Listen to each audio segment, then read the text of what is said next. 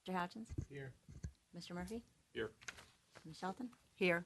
And Dr. Newman. Here. And note that Mr. Fraley is absent. Okay. I will start with our continued agenda. Okay. The first item on the continued agenda is Equity Development Corp., The Turn, for the following applications. A, an amendment to the future land use map within Plan Norfolk 2030 from commercial to residential mixed on properties located at 4035 through 4039 East Ocean View Avenue, 9632 through 9657 21st Bay Street, and 9601 22nd Bay Street. B, for a change of zoning from CC, Community Commercial, to PD, Plan Development, on portions of property located at 4035 through 4039 East Ocean View Avenue, 9632 through 9657 21st Bay Street, and 9601 22nd Bay Street. And finally, C, a change of zoning from RC, Residential Coastal, to PD, Plan Development, on portions of properties located at 9600 through 9624 21st Bay Street, 9601 through 9623 21st Bay Street, 9548 through 9574 21st Bay Street, 4003 through 4011 Pleasant Avenue, and Eastside 20th Bay Street, GPIN 15506588894. The purpose of this request is to allow for the development of a mixed-use community with commercial spaces and up to 96 townhomes and approximately 13,000 square feet of commercial space. All right. So this is the request by Equity Development Corp. For a project called The Turn, and 3 applications in this request. The first one is the amendment to the future land use map, and then also for the rezoning and the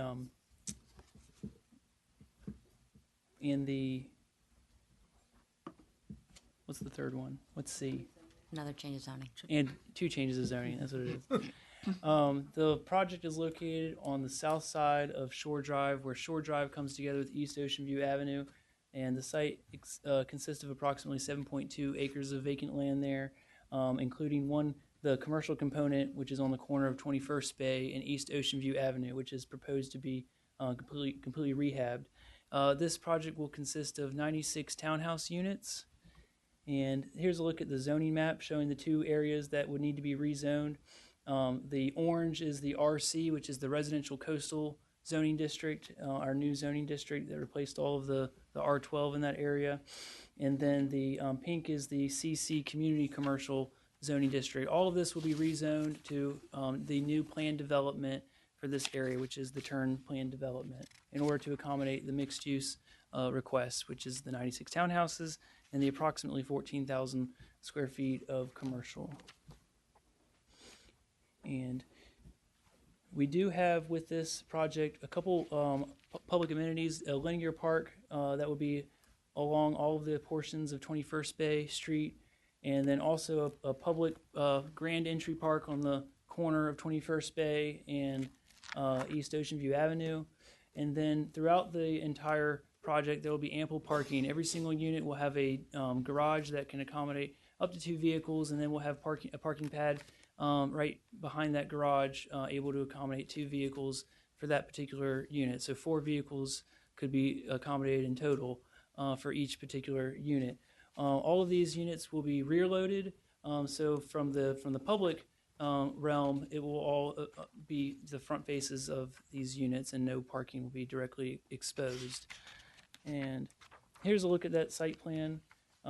Showing to your far right is that corner of 21st Bay and East Ocean View Avenue, where it turns there with Shore Drive. I want to go through some of the perspectives. This has gone through the Architectural Review Board, several sessions with them, and but for the benefit of the public, I'll go through a little bit of the visuals here. This is a perspective looking at that grand public park that I talked about on the corner of 21st Bay and East Ocean View Avenue, or Shore Drive, where it comes together. Also the commercial component, that's the existing commercial building, but facelift and then second story added with the second story patio there. So that's that building. And here's like a bird's eye perspective. The units directly along East Ocean View Avenue, where it joins with Shore Drive, and directly along 22nd Bay will be a 4-story unit product. that will be along the face there. And then as it steps through closer to the residential back in the community, it will be a 3-story product throughout the rest of the community. And then here's looking totally opposite side, that bird's eye view from the opposite side.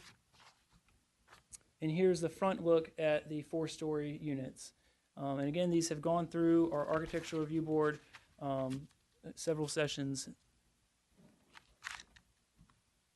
And then here's a look at one of the 3-story models. This would be fronting along Pretty Lake. And there is the other 3-story model. This will front along 21st Bay. Here's a look at the back. And then this is looking directly onto the commercial component that will be rehabbed. And this is a floor plan for the commercial. So are there any questions about this? Staff does recommend approval of the project as proposed. And I do have a letter in your packet from the East Ocean View Civic League. They've met several times with them, and including the final revisions of this, and they also recommend approval of this project. Okay, thank you, Matt. All right. Appreciate it. Here for questions only, Melissa Venable. Yes, sir. And also here on as a proponent for this project, Scott Bateman. Thank you. We have 2 opponents today who wish to speak. Limit comments to 3 minutes.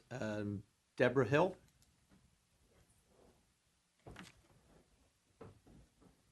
Just give us your name and mailing address for the record. Thanks, Ms. Deborah Hill, 9612 20th Bay Street. Right. Okay, I looked at these. I was at the first Ocean View Civic League when they asked for voting.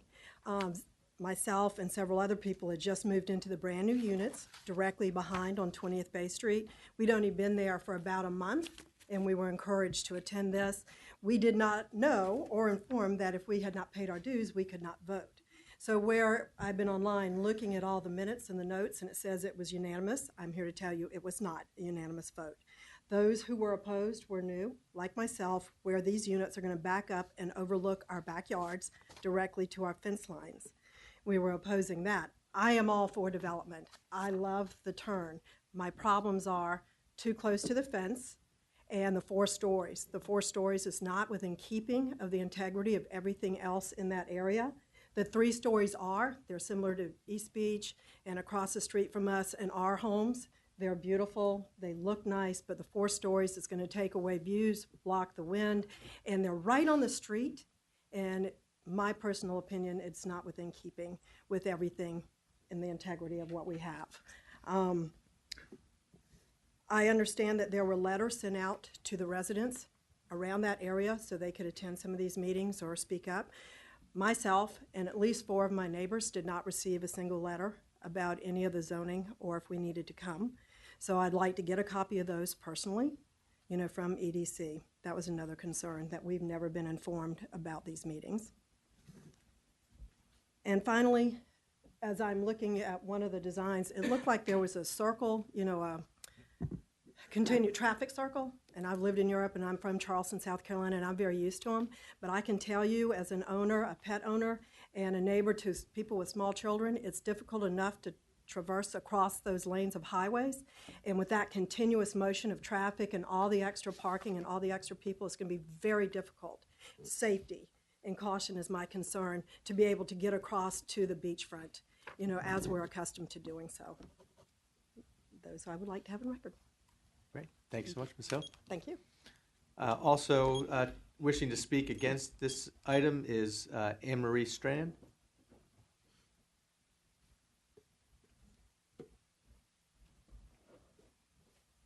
Good afternoon, members. My name is Anne Marie Strano. I'm at 9608 20th Bay Street. I wanted to bring up some points. I had sent an email last month. I was unable to attend that meeting, so you may have already seen some of these. There are the 12 compass-style carriage houses that are proposed on 21st Bay Street, which border the 20th Street Bay Street properties. 6 of those houses face directly the 5-foot 10-inch wood fence that back up our property lines.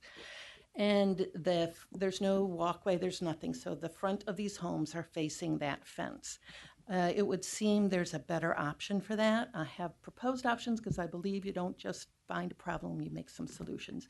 You could make 5 homes perpendicular with green space in between, and the driveways would face the driveways to the 3-story homes on Pleasant and the restaurant. You could do a cul-de-sac type effect, which I think would be a lot of work, but you could nonetheless, with the green space in the middle and homes around it. Or you could just take the Waypoint model that is over on the plaza behind the plaza on 21st Street and put Waypoint homes there that would face 21st Bay Street.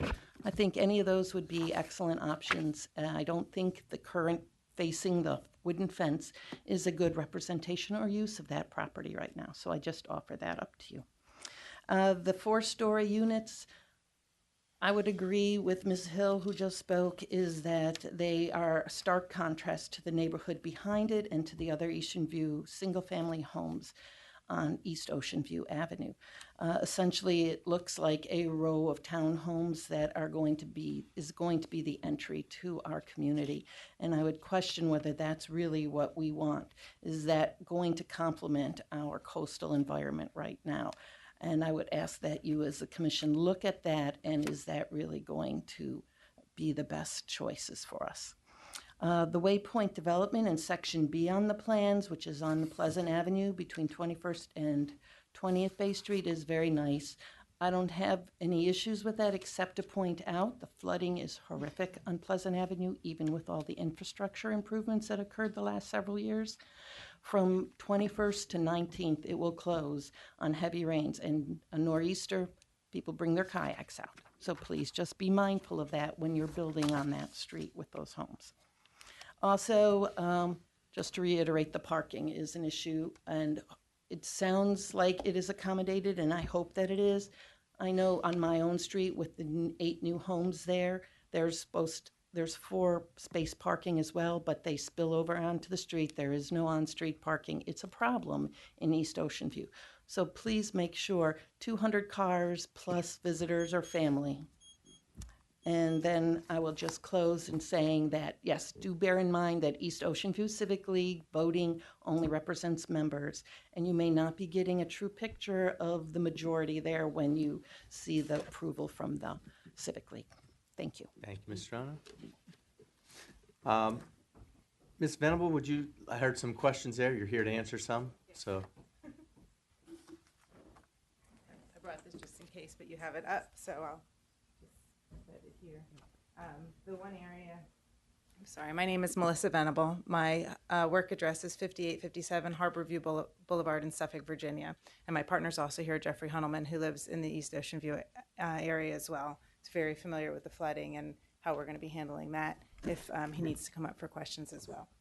The one area where the last young lady had come up and spoke was behind units 50 to 51 here. And I'm happy to say that we have altered those units so that, and they will be the only units for sale that'll actually be front-loaded and have a traditional rear yard. They won't have the fronts of the units to the back or to the rear of her home. So they will actually be front-loaded units. And then the units that are on the back side of those will be accommodating as well. So they have a nice-looking rear to the fronts of 50 through 55, and then we'll be front-loaded on 21st Street. And the reason we had looked at the plan she had sent, and over the last few months working with the city very diligently on what is the right layout, what's the way to handle this best, it was very important for the city and it was very important for us to make sure we had a correct street wall along 21st Bay Street, and that we weren't opening the rears of those units to Bay Street. So as people turned into the neighborhood or were traversing that road, they weren't seeing the backs of everything, but instead having a nice architecture, nice front street wall there. And that was very important, again, to be in line with the plans that had been produced previously and also to be in line with what we see over in East Beach. So again, very important to have that architecture and that front street wall present. The other reason we didn't want to turn that is there would be a loss of several units, quite frankly. and we're handling a lot of stormwater in the park and the green areas that run along 21st Bay Street as well. So I hope that helps to answer those questions. We did look at several different layouts, but this was the changing the architecture and making sure we had the appropriate architecture so that the backs faced the backs and the fronts were to the fronts was more important in creating that linear wall.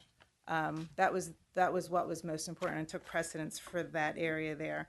And again, I wanted to reiterate with most of the product here is 3-story product. The only 4-story product, it's less than 25% of the entire development, 22 units that are along Shore and Pleasant. So the rest of that's really on the outskirts of the development. The internal area is the 3-story. So I hope that helps to answer the questions. If there's any others, I can stand by. Questions? Yes. Yeah, how does the positioning of the 4-story units answer some of the concerns previously? And could you point out exactly where this orientation is going to take place that would also address how it's facing Absolutely. the neighborhood? You want me to address? Yeah, Yes. please. So the units that we had just talked about, 50 through 55, I believe the last woman that spoke lives here in this area, 50 through 55. The concern was that these would be fronts facing into the rear yards, and that's not how these would be designed. The front door and the driveway would be on the front side here, and then these units, this product would have its front here, but would almost have a dual front, so it would look nice from this side as well as, this would still be in line with everything that you've seen thus far on our elevations. So these will have a very traditional rear yard. They'll be the only units in the entire neighborhood that will appeal to the folks that want a more traditional rear yard or rear loaded product. Does that make sense? The 4-story product is only on this very public side, Shore Drive here and 22nd Bay Street. I said the wrong name earlier. I apologize. I think I said Pleasant, and I apologize for that. The 4-story product is only here on Shore Drive and 22nd Bay Street, which is what we have numbered, and it's in your packet 1 through 22. They are the only 4-story product. The rest of this is all 3-story. And the reason for that is to create that very strong street wall, kind of enclose the neighborhood so it's away from the heavy traffic along Shore Drive. And what kind of traffic does it face? City side or? Oh, it will face out. The fronts of these units will face out. The fine architecture will be on the outside. The rear of this, again, internal, the alley here will take on the parking and the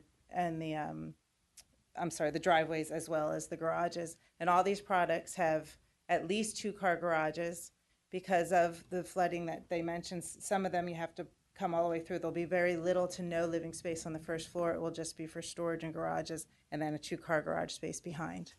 So there'll be ample parking for all the units.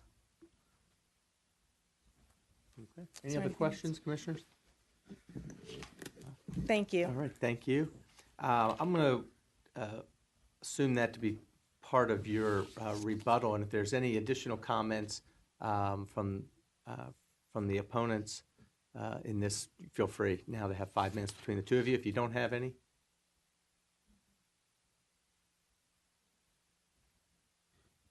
No? All right. Do you want to use any of your 5 minutes? No, I think my position on the 4 stories is That's good. fine. Thank you. 3 stories would be great. Okay.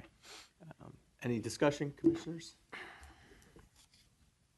Okay. Okay. The motion is to approve the amendment to Plan Norfolk 2030 and the changes of zoning subject to the language contained in the plan development text.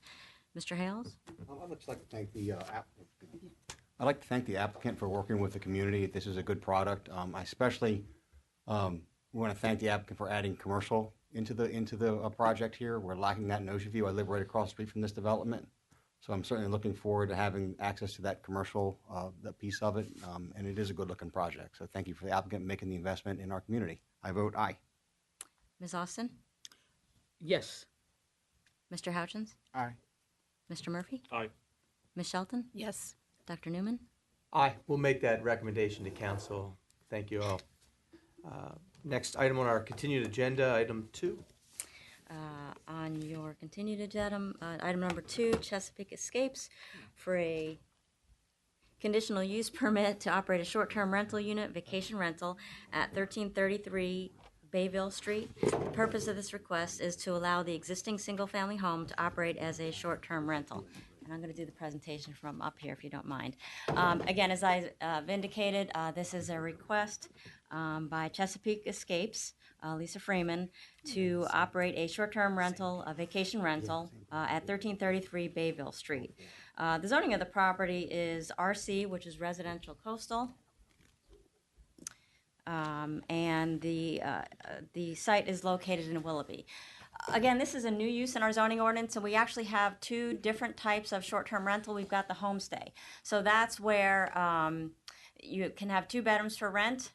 The owner is on site.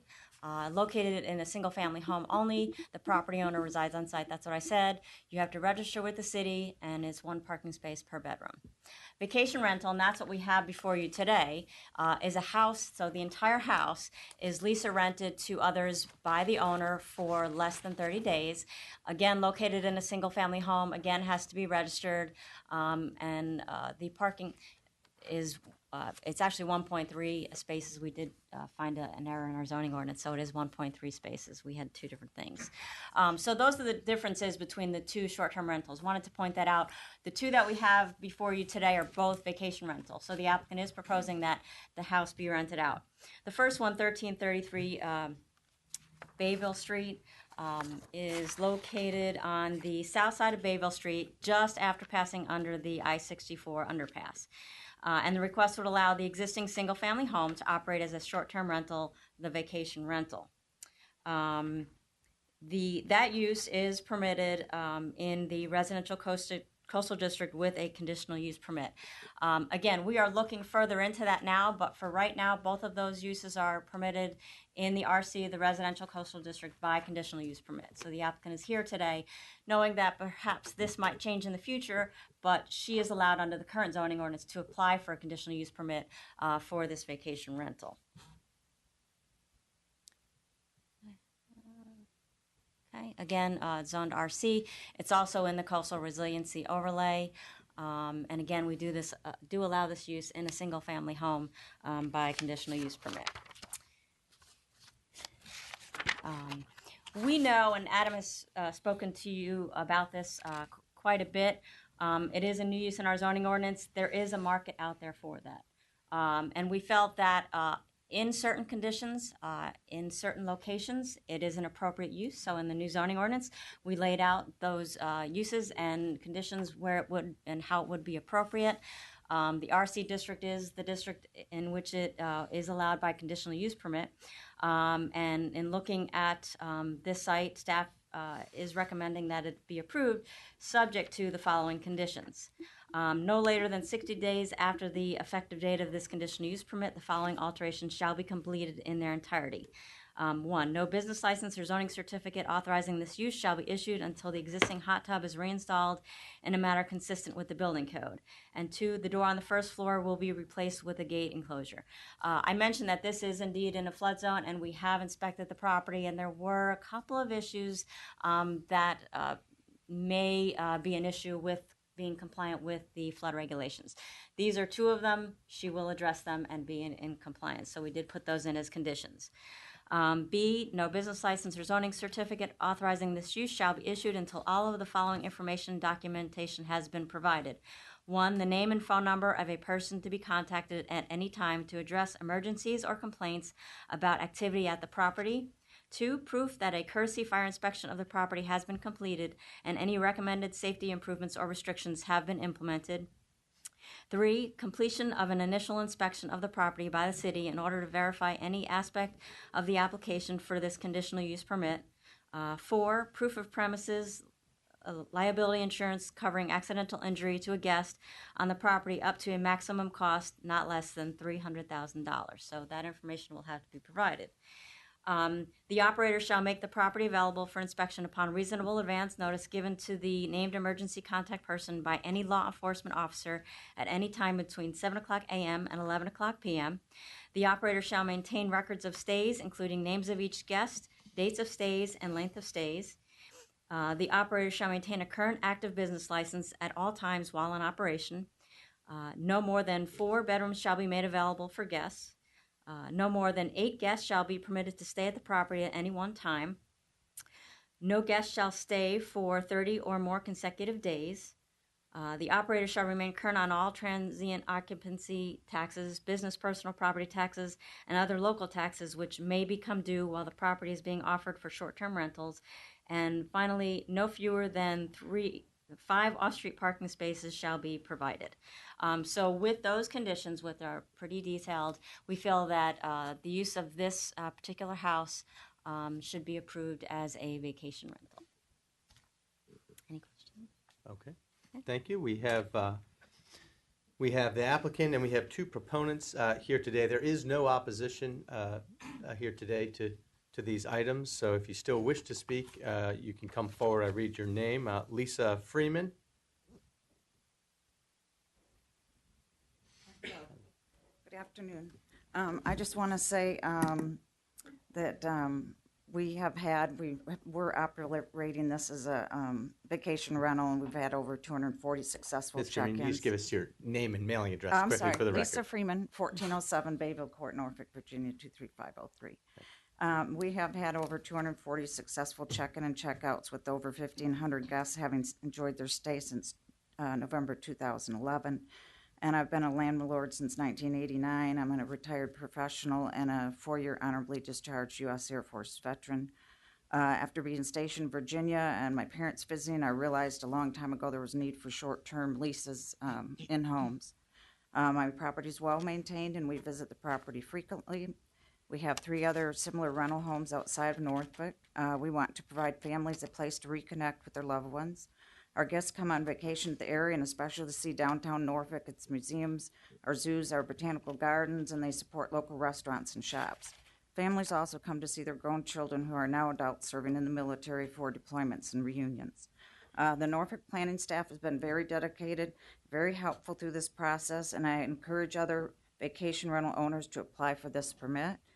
I do carry liability insurance on my rentals, and the major website that I use currently provides an additional $1 million in insurance and liability. I think you will find that most of the short-term rentals are well maintained, and both properties are elevated and not subject to flooding. We hope you do approve this permit. Thank you. Thank you, Ms. Freeman. Also here wishing to speak, Charles Wyatt.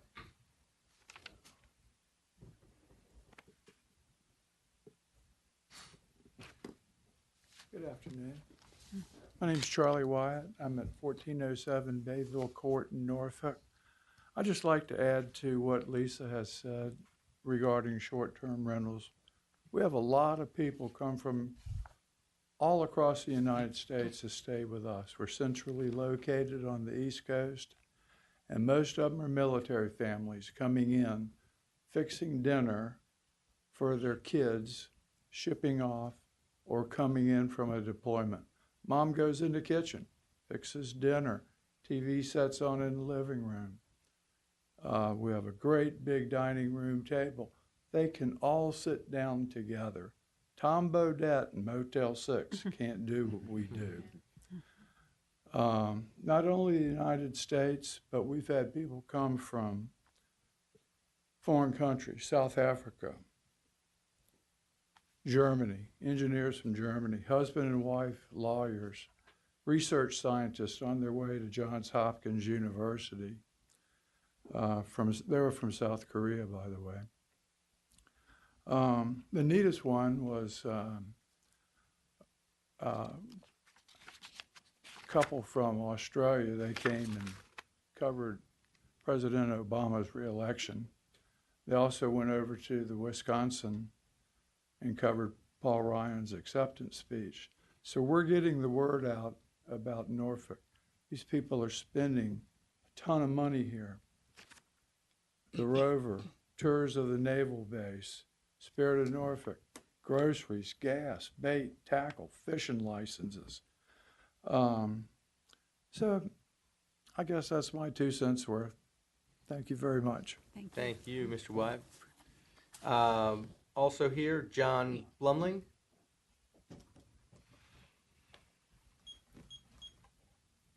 Good afternoon, John Blumling, 1405 Bayville Court, next door to 1407. A little background, I'm a licensed real estate broker, a Class A commercial and residential building contractor, and a FEMA flood inspector. Next door to the people, I'm the unofficial greeter. I've met most of these people. Great people, pleasant, they don't cause any problems. It's not like a fraternity party going on or anything like that. They're glad to be in a home and not in a motel or some other place. And as Charlie said, they spend money here and spread the word. I have no problems. As a contractor, I've done work on both houses. I have no problem with the people. I think the concept's great. Typically, it's a Saturday to Saturday rental. They come, they see the sunset, they fish, they leave. What's the old joke? Welcome to our beach, leave your money, leave. That's the way it works pretty well. And I have absolutely no problem with them as the neighbor. I'll also be their emergency contact. One thing I do want to mention, the house at 1333 does not have a hot tub that doesn't need to be lifted. The hot tub is at in the other one. 1405, 1407. And on the gate, the door they're recommending replacing, I think it's ridiculous. As a FEMA inspector, I would not bust anybody on that, but I don't work for the city. So anyway, I have no problem with the concept, and I appreciate y'all, and I'm sure they do appreciate y'all's approval. Thank you very much. Thank you. No opponents here today. Any comments? Questions? All right. Okay. The motion is to approve the conditional use permit, subject to the conditions contained in the staff report. Mr. Hales? Aye.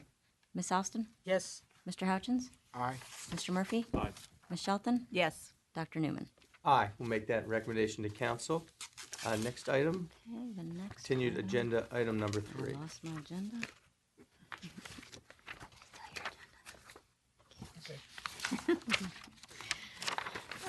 The next item is item number 3, 10 Mile View for a conditional use permit to operate a short-term rental unit, vacation rental, at 1407 Bayville Court. Again, this is the second request by the same applicant. This one is located on the south side of Bayville Court. It's just further down to the east as the other one. It is a single-family home, and they are proposing to operate a vacation rental as well. Again, it is zoned RC. We do allow the use by conditional use permit in that district. Again, market demand for these types of uses. We amended the zoning ordinance to allow it by conditional use permit. And subject to the same conditions as I listed in the other one, with small exception. This one is slightly smaller than the other one. This one has 2 bedrooms, so a total of 4 guests, and requirement of 3 off-street parking spaces. So subject to those conditions, staff is recommending that this application be approved as well. Okay, thank you. With this application, similar to our prior item, we have the same proponents signed up to speak. Provided there's nothing additional to add, we'll move forward. Great, thank you. The motion is to approve the conditional use permit, subject to the conditions contained in the staff report. Mr. Hales? Aye. Mr. Houchins? Yes. Ms. Austin, excuse me. Yes. Mr. Murphy? Aye. Ms. Shelton? Yes. Dr. Newman? Aye. We'll make that recommendation. Good luck. Okay. Next item. Next item is item number 4, MP Island Cafe for a conditional use permit for the sale of alcoholic beverages off premises at 6109 East Virginia Beach Boulevard, Suite B. The purpose of this request is to add accessory off-premise sales of alcohol beverages to the approved restaurant and grocery store. Okay. Again, this is a request by MP Island Cafe for a conditional use permit. The site is 6109 East Virginia Beach Boulevard. It's located on the south side of East Virginia Beach Boulevard, just west of Interstate 64. The property is zoned commercial. That zoning does allow for off-premise. This applicant, I think most of you are familiar with. He operates MP Island in Military Crossing. He is looking to do a change of operator, well, he's operating the one at Military Crossing still. It'll be a change of food fare there, and he is using and moving MP Island as we know it to this location. As you all know, in our current zoning ordinance, if you are a restaurant and you're not proposing to have any entertainment, and in this area, if you're closing by 11 o'clock, you no longer need a conditional use permit, you get a zoning certificate.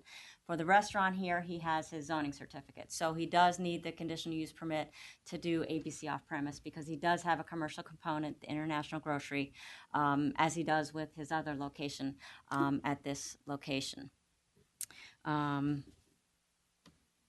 These are his hours of operation. So from 9 o'clock a.m. till 11 o'clock p.m., 7 days a week. The hour for alcohol would be a little bit later, 11 o'clock a.m. till 11 o'clock p.m., 7 days a week. And the type of alcohol, no less than 6 packs of beer, wine, and then specialty size single beers. Subject to the conditions contained in the staff report, and those conditions reflect the request that the applicant has made within his application. Staff is recommending that this application be approved. Okay. And we have no opposition to this item. Any comments? Okay, Susan. The motion is to approve the request for a conditional use permit subject to the conditions contained in the staff report. Mr. Hales? Aye. Ms. Austin? Yes. Mr. Houchins? Aye. Mr. Murphy? Aye. Ms. Shelton? Yes. And Dr. Newman. Aye. We'll make that recommendation to council. We're moving to our regular agenda. Okay. The first item on your regular agenda is item number 1, Centera Orthopedic, for the following applications at 6203 East Virginia Beach Boulevard. A, an amendment to the future land use designation in the general plan, Plan Norfolk 2030, from commercial to institutional. B, it rezoning from CC, community commercial, to INC, institutional campus. And C, development certificate to permit construction in the INC institutional campus district with waivers from the setback requirements. This is Centera Orthopedic. We have been in this area several times now. The applicant is proposing to construct a medical office building on the corner, as well as a garage located to the south. As you recall, last month we did do the street closure for Wellville, which is the street that kind of runs between the two. The site is currently zoned commercial. There was a Food Lion there, so we need to bring it into the institutional campus. So the applicant is proposing to both amend Plan Norfolk 2030, which is also commercial. There were commercial uses there before, and bring it into institutional, to rezone it again from commercial, bring it into the institutional campus plan. And then the development certificate. Again, anything in an institutional campus district requires a development certificate. That requires ARB, which they did complete. They got approval for the placement of the building and the required waiver. The waiver is similar to the waiver that we granted to the building directly to the east. It is for a setback. There is a 20-foot setback with no parking allowed in the front setback. However, the adjacent properties to the east have a 10-foot, so they wanted to match that. So they are requesting for a waiver for that setback on this property as well. We did grant it to the property to the east, and staff is recommending that the waiver be granted for this property as well. Okay. Here, we have no opposition to this item today. If here to answer questions, Mr. Ted Miller, Carl Gabrick, and Josh Seeger. Okay. Yeah, y'all, there's no opposition. Is there anything additional to add? You're welcome. Good. Great. Okay. Any comments? No? All right, Susan. The motion is to approve the amendment to Plan Norfolk 2030, the rezoning, and the development certificate with the waiver for the setback. Mr. Hales? Aye. Ms. Austin? Yes. Mr. Houchins? Aye. Mr. Murphy? Aye. Ms. Shelton? Yes. And Dr. Newman. Aye. Thank you. I look forward to that project. Okay, item number 2 on your regular agenda, provision pros for the following application at 2807 and 2811 Lafayette Boulevard, 3132 Verdun Avenue, and 3133 Marne Avenue. A, amendment to the future land use designation in the general plan, Plan Norfolk 2030, from multifamily corridor to commercial. B, rezoning from MFNS, multifamily neighborhood scale, and SFT, single-family traditional, to conditional CC, community commercial. And the purpose of this request is to allow for office space and retail sales. Afternoon. This is an application from Provision Pros for there are a few requests in this application. One is to amend the future land use map and rezoning. And the properties are located in the Fairmount Park neighborhood along Lafayette Boulevard. It's at the corner of Lafayette Boulevard and Marne Avenue. And the properties in total include a property on Verdun Avenue as well. And the existing conditions around the area are multifamily, single family, and commercial. And this is a commercial building right here at the corner of Marne Avenue and Lafayette Boulevard. So the proposal for the business is to conduct retail sales of individually packaged and frozen food products to the consumer. And in order to do that, they have to rezone this property from multifamily neighborhood scale to the commercial zoning in CC. And to accommodate that, they also have to do the future land use map amendment to commercial. So this is located along a corridor of a mixture of many different uses and various zoning districts. And a little bit of history of that site. It was rezoned in 2005 from commercial, C2 at the time, to R11, which is multifamily residential, and kind of a response to the 2004 Fairmount Park Neighborhood Revitalization Implementation Plan. So that was why the rezoning occurred. Since that time, however, there really haven't been any residential uses there. It's really been commercial, institutional, and a religious institution that's currently there. And it's been vacant as well for part of that time. So as part of this proposal, staff has worked with the Civic League, the Fairmount Park Civic League, as well as the applicant to establish some proffers for the site. It is a conditional rezoning. And most of them were developed in accordance with the Civic League had requested of the applicants and the property owner. And I'll just briefly read through those, which were worked out with the applicant. It includes that the site will be developed in accordance with both this conceptual site plan, which turns really the entire paved area you see there behind the building into actual striped spaces delineating the parking.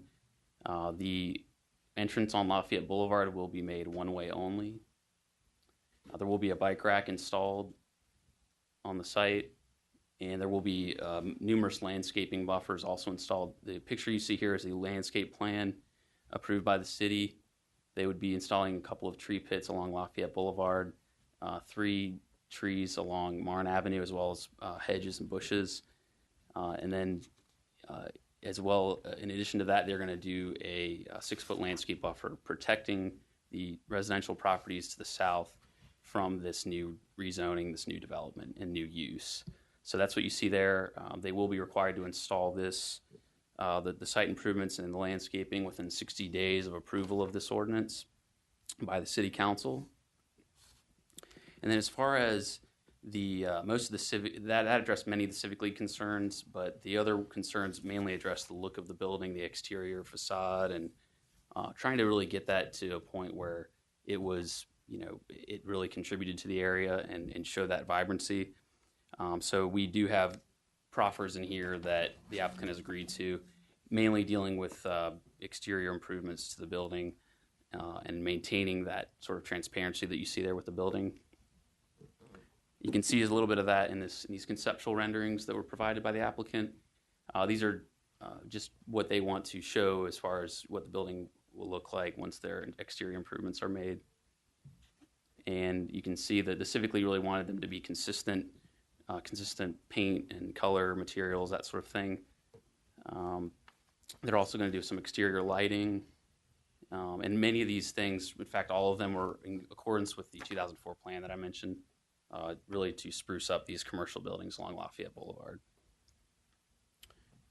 So that's the overview of the proffers that they've agreed to. The only use-related proffer is that the Civic League did not want off-premises alcohol sales here. That was something that they mentioned in their meeting. So that is also part of this conditional rezoning ordinance. So with those proffers and with everything else, the Lafayette Boulevard plan and the staff analysis and the site improvements, staff does recommend approval of this rezoning request and the future land use map amendment. And I will mention again that we did receive a letter of support from the Fairmount Park Civic League. And I'll stand by for questions. Thank you, Chris. Similar to prior applications, there's no opposition here today. Here on representing the applicant, does not wish to speak, Brad Teffenbach. Also a proponent and applicant, Sarah Wood Bigler, Gabrielle Rapisard, and Jefferson Ocampo Jr. All here. All right. Any comments, questions, commissioners? Chris, you mentioned that traffic's going to be one way in off of Lafayette Boulevard, and then you also have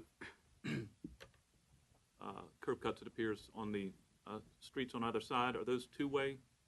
Yes, Martin Avenue and Verdun Avenue, yes, they'll remain two-way. Great, thanks. Mm-hmm. I'd just like to add that sometimes we don't realize that commercial buildings can really look good and that they can be basically good buildings. And I think that the conceptual renderings with the way the building is fenestrated, how the windows are piercing the buildings, that it's has unity and whatnot, shows that a building like this can be pleasing and add to the neighborhood. Okay. The motion is to approve the amendment to Plan Norfolk 2030 and the rezoning, subject to the proffered conditions contained in the staff report. Mr. Hales? Aye. Ms. Austin? Yes. Mr. Houchins? Aye. Mr. Murphy? Aye. Ms. Shelton? Yes. And Dr. Newman. Aye. Thank you. Make that recommendation. Next item.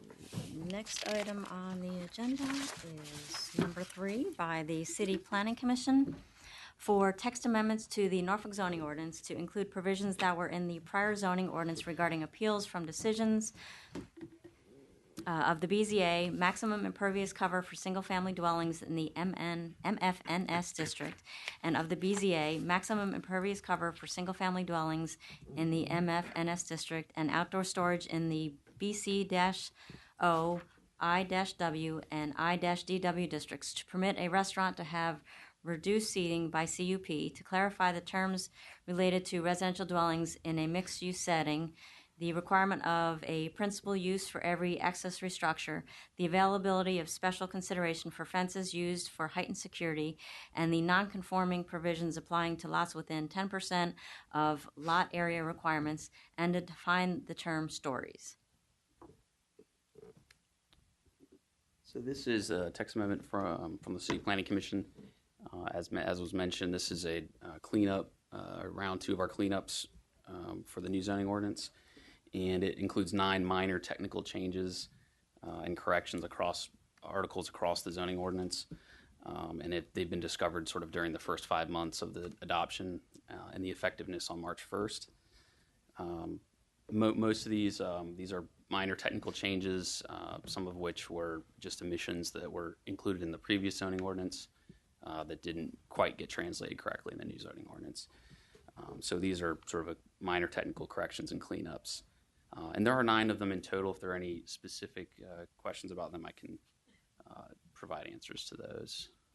But staff does recommend approval of the text amendment as presented.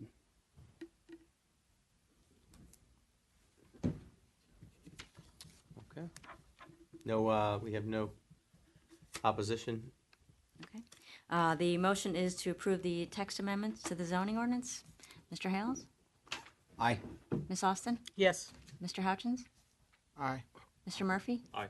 Ms. Shelton? Yes. And Dr. Newman. Aye. Okay, the next item, number 4, City Planning Commission for a zoning text amendment to Section 4.3.3E1 little I, home occupation of the Norfolk zoning ordinance to allow home occupations within the HCWF1 West Freeman Historic and Cultural Conservation and the HCWF2 West Freemason Historic and Cultural Conservation Districts to provide on-street service or consultation with customers or clients with a conditional use permit and to clarify the performance standards for home occupations.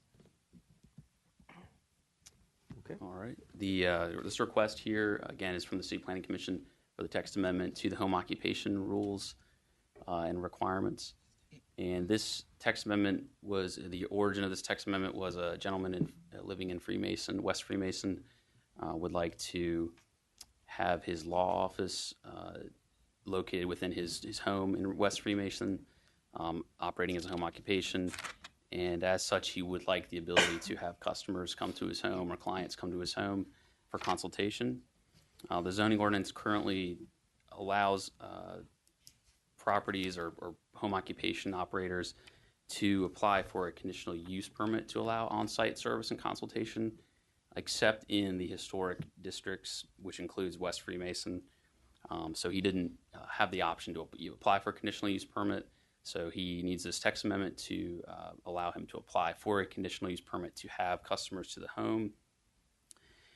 So that's the origin of this text amendment, and the gentleman did go to the Freemason Street Area Association a few months ago and received. We have a letter or an email of support from them in your packet, approving the change to allow the on-site service and consultation.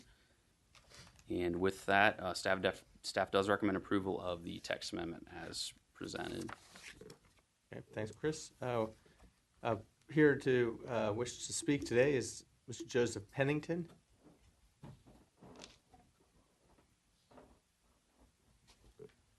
Good afternoon. I'm Joe Pennington. I reside at 241 West Freemason Street, and for many years my law office was 2 buildings away at 327 Duke Street, which is coincidentally owned by Mr. Callahan now, who is present. I am semi-retired and would see very few people at my personal residence. However, there are many legal requirements that notices and legal notices, that sort of thing, be sent to my office, and that is one of the prime motivating factors I have in requesting this amendment. Again, Mr. Callahan has allowed me to use my old office for meeting clients, and he has off-street parking, but even without that, I would see very, very few people in my home, which is located on the very edge of the historic district at the corner of Freemason and Duke Street. And so there be no pedestrian parking increase because of this, and I would ask for your approval. Thank you, Mr. Pennington. We don't have any opposition today. Any comments or questions, commissioners? No? Okay. The motion is to approve the zoning text amendment to section 4.3.3E1 little I. Mr. Hales? Aye. Ms. Austin? Yes. Mr. Houchins? Aye. Mr. Murphy? Aye. Ms. Shelton? Yes. And Dr. Newman. Little I. Good. We'll make that recommendation to council. Number 5, Courtney's Daycare for a conditional use permit to operate a daycare home with up to 9 children at 9526 Warwick Avenue. The purpose of this request is to allow a daycare home with up to 9 children. All Have right. at it, Matt. So this request is for a conditional use permit to operate a daycare home. Several years ago, we saw many of these requests that were coming through the Planning Commission and City Council, and we did a text amendment a few years ago to narrow the scope of what would actually need a conditional use permit. And now the daycare home for up to 9 children is a by right use in single-family homes for all properties going down as small as 6,000 square feet. And then for those properties that are between 5,000 to 6,000 square feet, which is the case for this property, in order to move forward, they would have to obtain a conditional use permit. So that's why this application is in front of you. It is a conditional use permit to operate a daycare home for up to 9 children on that smaller lot. This is a 5,000 square foot lot. And here's a look at the zoning map. It's zone SF10, and it's located in the Coastal Character District in Bayview. And there's the information that I just stated about the lot size. And that's all that I have for you. Staff recommends approval of this as presented. Thank you, Matt. We have no opposition today. Here for questions only is the applicant, Courtney McGee. Any questions or comments, commissioners? All right, Susan. Okay. The motion is to approve the conditional use permit subject to conditions contained in the staff report. Mr. Hales? Aye. Ms. Austin? Yes. Mr. Houchins? Aye. Mr. Murphy? Aye. Ms. Shelton? Yes. And Dr. Newman. Aye. We'll make that recommendation to council. Good luck, Ms. McGee. Okay. Item number 6 on your agenda, Ray Varga for a conditional use permit to allow an expansion of a non-conforming use at 2116 Wheeling Avenue. The purpose of this request is to expand an existing non-conforming single-family residence within an industrial zoning district. Good afternoon. This is an application from Ray Varga, the property owner of 2116 Wheeling Avenue. And as mentioned, this request is it's for a conditional use permit to expand a non-conforming use, which is, in this case, a single-family residential use. The property itself and the neighborhood there, which is called Newton Park neighborhood, they're all zoned industrial, light industrial. However, the homes still exist in the neighborhood currently, so they're legally non-conforming. So in order to add an addition, that's about 500 square foot addition to the rear of the home, the applicant needs a conditional use permit to do that. The zoning ordinance does allow for this expansion or enlargement of a non-conforming use by up to 50% of the square footage of the structure. So it would be less than that 50%. And again, the existing conditions here, single-family uses along Wheeling Avenue in this corner of the neighborhood, and there are industrial uses nearby to the east and to the south across Indian River Road. But this request would be to add an addition to the rear where you see there's an existing foundation from a previous addition that was there. And as part of the, just generally, there was a fire at the structure last year, so the repairs are being made, and that part of it is being addressed. So this would be sort of in tandem, in addition to the rear of the house, to sort of reestablish that single-family use.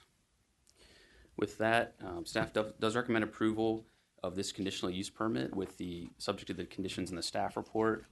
In the staff report, the conditions I'll just briefly read.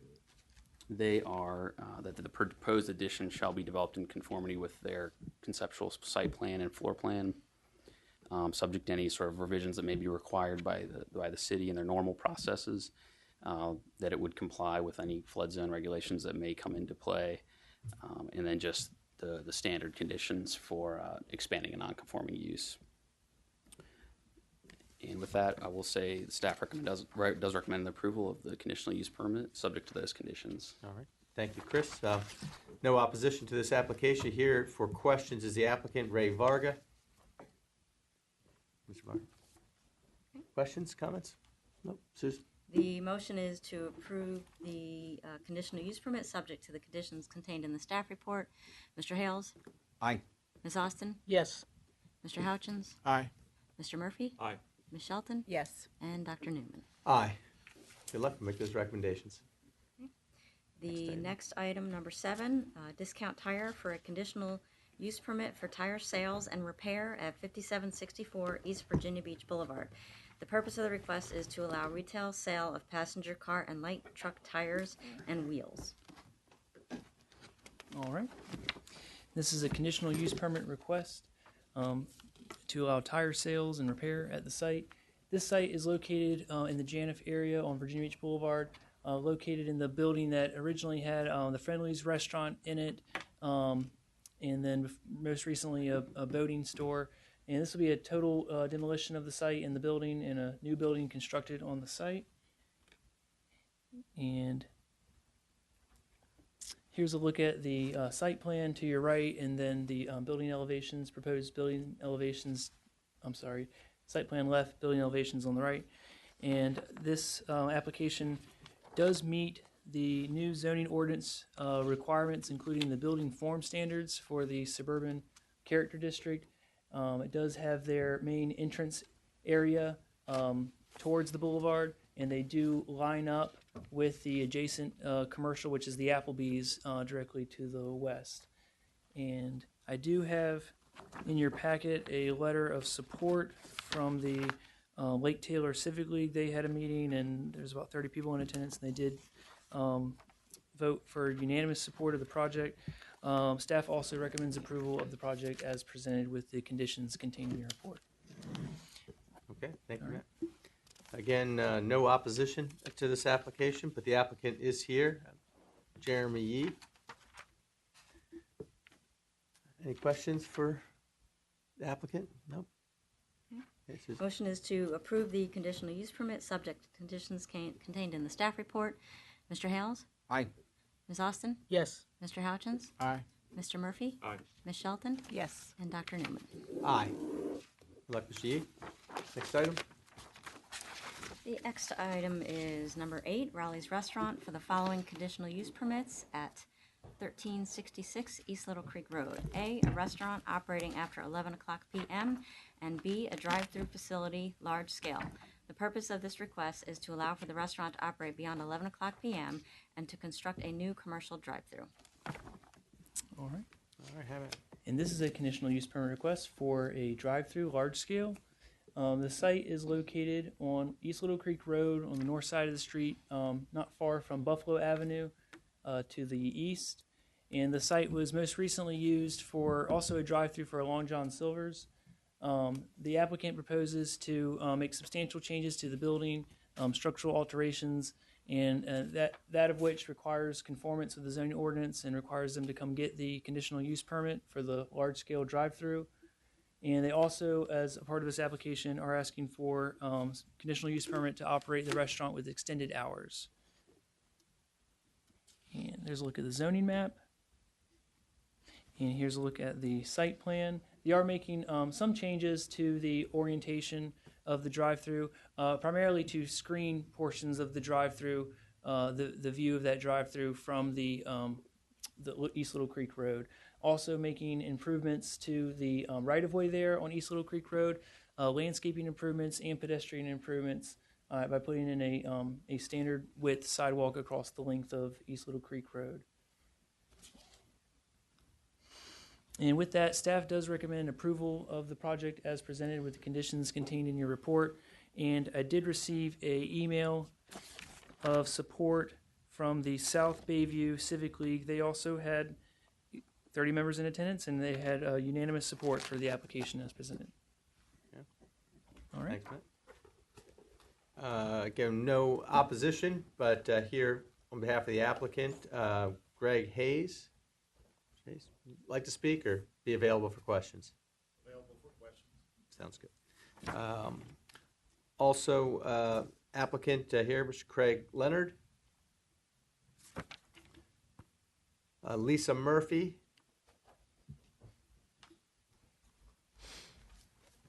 I'll be brief. For the record, my name is Lisa Murphy. I'm an attorney with Wilcox Savage at 440 Monticello Avenue here in the city. We appreciate staff working with us on this application. We truly feel this redevelopment of an existing restaurant with a drive-through will overall have a positive impact. We're able to reconfigure the site and actually make it work better from a traffic standpoint. As was mentioned, we're adding the landscaping in the front and in the rear. So it's really kind of easy to see why the South Bay Civic League supported this unanimously. It really is going to be an improvement. I'm happy to answer questions, but I appreciate your time, and I know you all have a long agenda today. It's okay. Get your time. Thanks, Ms. Murphy. Also here, but not wishing to speak, Bill Brewer, Mr. Brian Baker, and Dahlia White. All right. Any questions, commissioners? Comments? All right, Susan. The motion is to approve the conditional use permits, subject to the conditions contained in the staff report. Mr. Hales? Aye. Ms. Austin? Yes. Mr. Houchins? Aye. Mr. Murphy? Aye. Ms. Shelton? Yes. And Dr. Newman? Aye, we'll make those recommendations to council. Thanks, y'all. Okay. Next item? The next item is for Airport Quick Mart for the following conditional use permits at 2504 East Little Creek Road. A, the sale of alcoholic beverages off premises, and B, gasoline sales as an accessory use. The purpose of this request is to allow the change of ownership and management to an existing convenience store with gasoline sales and the sale of alcoholic beverages for off-premises consumption. So again, this is a request by Airport Quick Mart. The site is located at 2504 East Little Creek Road. It is on the northeast intersection of Little Creek Road and Azalea Garden Road. It's zoned commercial. The uses, the sale of gas and off-premise are both permitted in that district by conditional use permit. Once there is a change in ownership of the business, they are required to come back and get the conditional use permit for the off-premise. And I think back then they were grandfathered for the gasoline sale. So now they will be fully compliant. Again, it's zone CC, allows the uses by conditional use permit, the gas and the off sales. And that's what they are here requesting. The hours of operation for the ABC is from 6 o'clock a.m. until 12 o'clock midnight, 7 days a week. And the off-premise, they're looking to do 6 packs of beer, and that's it. No growlers and no specialty sizes. The applicant is also proposing, I didn't put it in there, it is in your staff report, improvements to the site along both Little Creek and Azalea Garden Road. He is proposing a driveway closure on the intersection closest to Little Creek and Azalea, right at the corner there, and he'll landscape that, and again add additional landscaping along Azalea Garden Road. So with those improvements and the standard conditions that we put in off-premise and gas, staff is recommending that this application be approved. Thank you, Susan. There is no opposition to this item. Staff supports it. Here on behalf of the applications, the applicant, is it Mr. Kumar? Hi. Do you have anything to add or available for questions? Wonderful. Okay. The motion is to approve the conditional use permits subject to the conditions contained in the staff report. Mr. Hales? Aye. Ms. Austin? Yes. Mr. Houchins? Aye. Mr. Murphy? Aye. Ms. Shelton? Yes. And Dr. Newman. Aye, we'll make that recommendation. Thank you, good luck. Okay, item number 10, 219 American Bistro for the following conditional use permits at 219 Granby Street, Unit 11. A restaurant operating after 12 o'clock midnight, live entertainment, and sale of alcoholic beverages off premises. The purpose of this request is to allow the restaurant to operate after 12 o'clock midnight with live entertainment and to sell alcoholic beverages for off-premises consumption under new ownership. Okay, so this is the site here. I think everyone is familiar with it. They have been operating as a restaurant at this location, I think, since 2010. They received at that time, a special exception to operate an eating and drinking establishment. It is located on the southwest corner of Granby Street and Brook Avenue. It is in our downtown area. There has been a change of, and you'll see a host of these on your agenda, the ones to follow this. There has been a change in ownership of these restaurants, which does require them to come back through. Again, it is zoned downtown mixed use. These uses are permitted by conditional use permit in that district. There's been some last minute changes on this. They are reflected, I hope, in your latest staff report that you have. But let me read those for you. As I mentioned, the existing, it was a special exception when it was granted, did not have entertainment. They did have, and there was some confusion, they did have one unamplified musician. we don't consider that entertainment. So what they had requested was to add entertainment. So let me read for you the hours of operation. So the hours of operation that they are proposing are from 8 o'clock a.m. until 2 o'clock a.m. 7 days a week. The hours for their entertainment, the latest ones I believe, are from 11 o'clock a.m. till 10 o'clock p.m. Sunday through Thursday, and from 9 o'clock a.m. until 12 o'clock midnight Friday and Saturday. For the off-premise, 8 o'clock a.m. till 12 o'clock midnight, this is new. The types of alcohol beverages for sale would be 6-packs, specialty size single servings of beer and wine, and growlers at least 32 ounce. The capacity slightly modified. It was 154 before. They are slightly increasing the number of indoor seats from 112 to 116. Still 28 outdoor, and the new capacity is 158. And again, proposing to add entertainment, 3-member live band, karaoke, comedian, and poetry reading.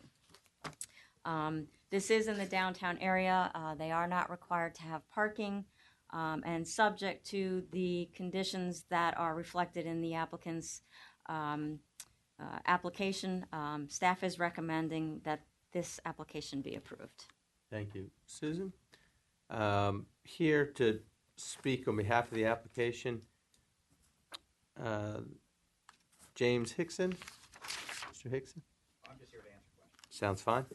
And Dr. Steve, how about the last name? Siegfried. Dr. Siegfried, you here for questions? You want to take to speak? I would like to speak.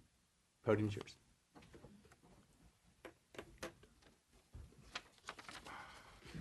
Good afternoon, Stuart Siegfried, 305 Brook Avenue, downtown Norfolk. Barbara's brother Ron Zobe and I first opened 456 Fish in 2003. We grew our downtown presence to a family of 7 restaurants. With nearly 60 years of operation, we have never had a violation of our special exceptions or our ABC license. During these years, we have always done what we feel is best for our downtown. We support the arts, our police, the Children's Hospital, and many others.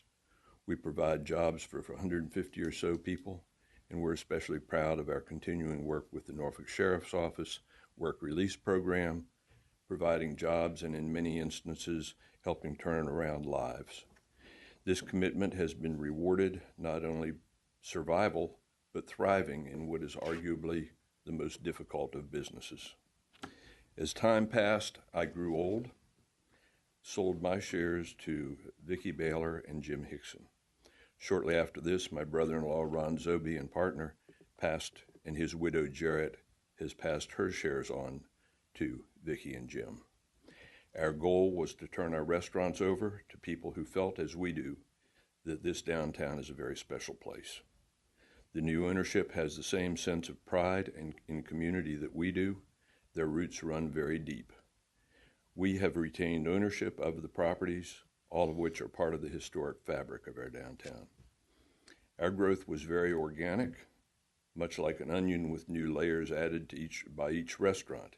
The new ownership has properly chosen to bring some uniformity to their operations.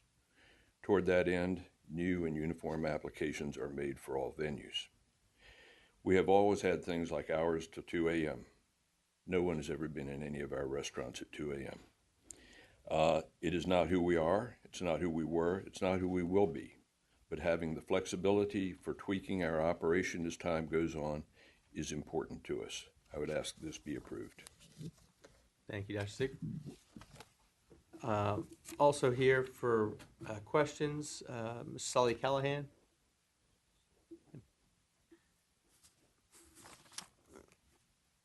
Moving to our, wishing to speak against this application, Greg Reck. Mr. Reck?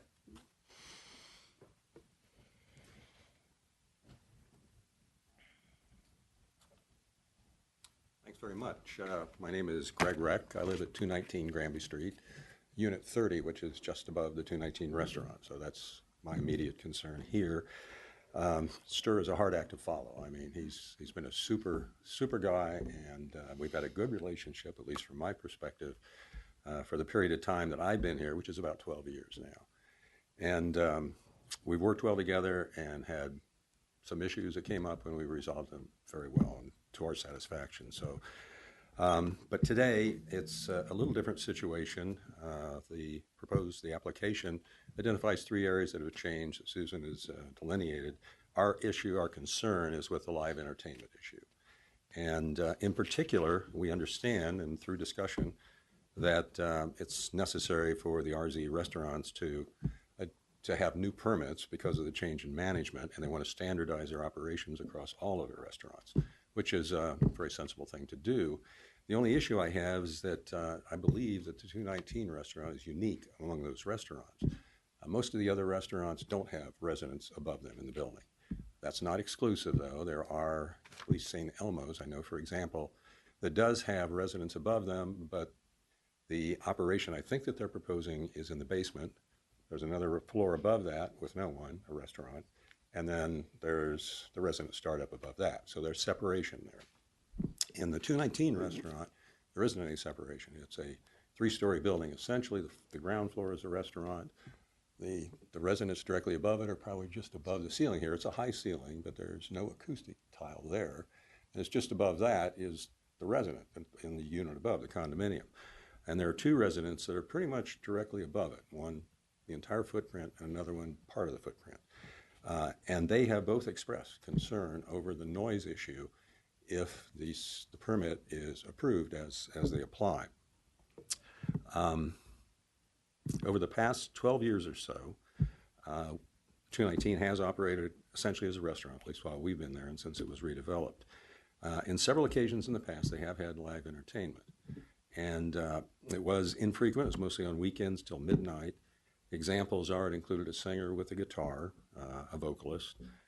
The residents directly above heard the music, but they didn't feel that it was intolerable. And it was over relatively early. And so they said that wasn't particularly bad. We had no complaint about it at that point. Since we got the permit and the information, and in particular since our residents are concerned, we contacted a number of the relevant parties here, mostly by email initially. That includes the restaurant owners, their representative who's here, their manager, the property owner, the Civic League president for the Downtown Norfolk Civic League, who was also here. And I don't think he's going to speak, but he wanted me to express the Civic League's opposition as well for the basis of what I'm presenting here. And I stood up and discussed the issue here at the last Civic League meeting, which was on Monday.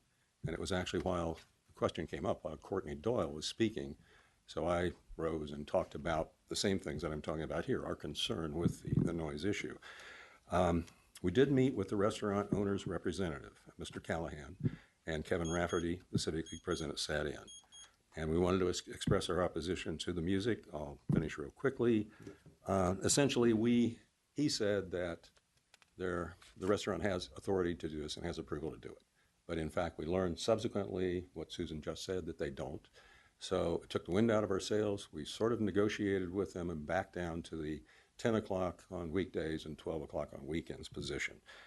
After that, we learned that they really didn't have that position. And what we would like to do now, and our opposition right now, is based on the fact that we would like it to go back to essentially what they were doing before with the music they had, which was to have unamplified music. Previously, it's been 1 entertaining, but perhaps 3, and that's the change that we would like to make. And so that's the concern that we have right now. With that change, I think we would be in support of what's here, but the amplification is going to have a direct impact on the residents up above. So appreciate the opportunity to talk, and that's expressly it. Thank you, Mr. Rex. Appreciate it. Thanks. Also here wishing to speak, Lelia Van. I yield my time that he went over.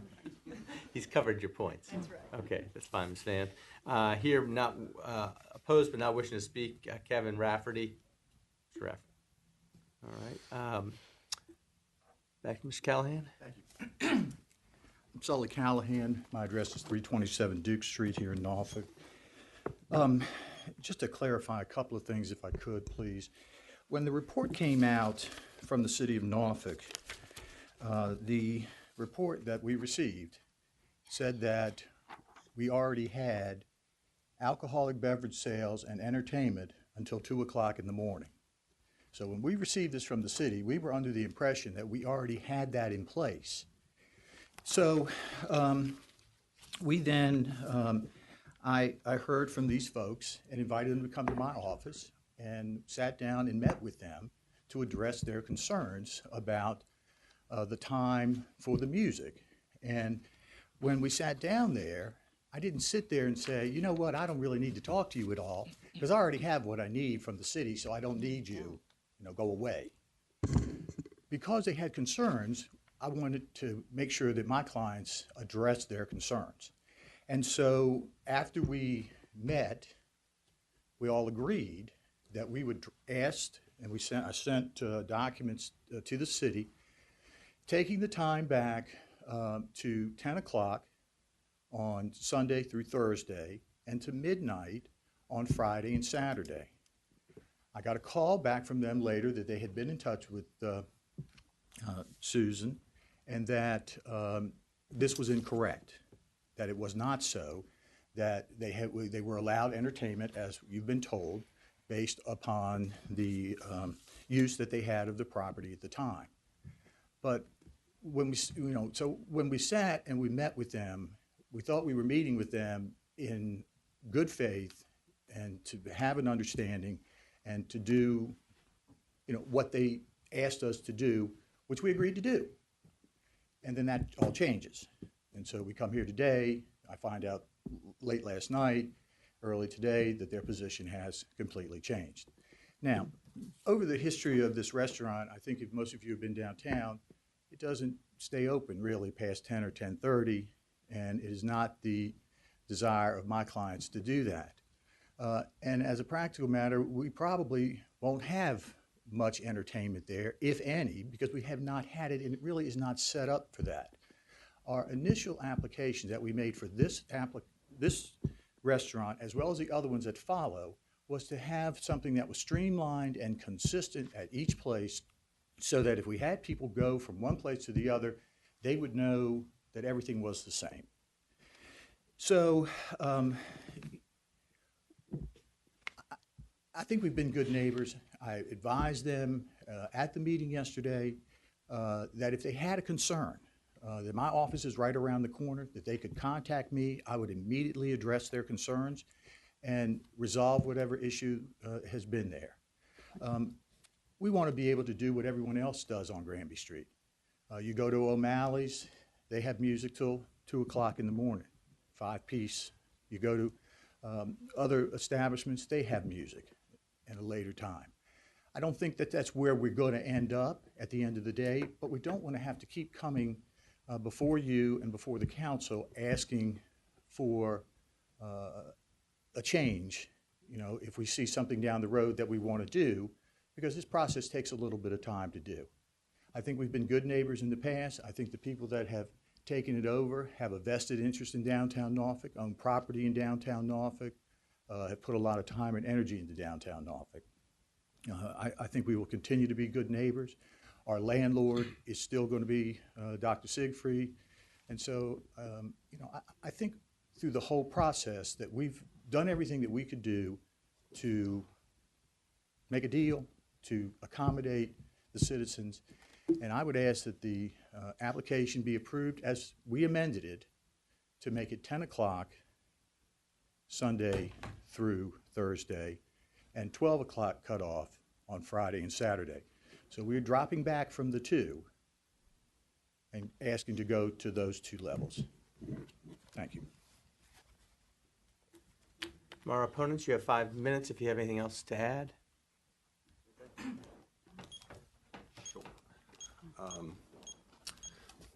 Much of what he said was true, and I think was consistent with what I told you when I first presented here.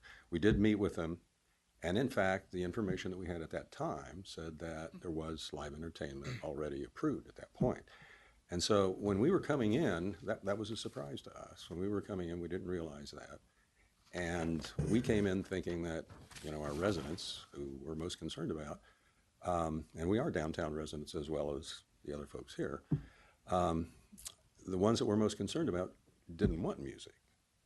And that was their feeling, and the experience with the other establishments on the street that have entertainment is pretty loud. I mean, when I sit in some of the places that he just mentioned, O'Malley's and other places down the street, when the band is playing, I can't hear myself when I'm in that room.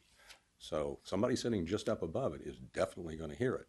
O'Malley's is beside us, and it's isolated from us, so we don't hear O'Malley's, and we don't have an issue with that. And we don't have an issue with the operation of the restaurant. It's been beautiful. I mean, we're real happy.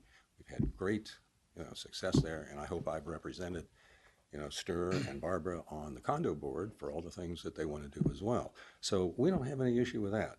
They say they don't have any plans to change anything in the future, and they're going to continue to operate that way. Then why not reflect that in this and make it easier? Otherwise, they're going to have to come back, or we're going to have to come back and argue this thing.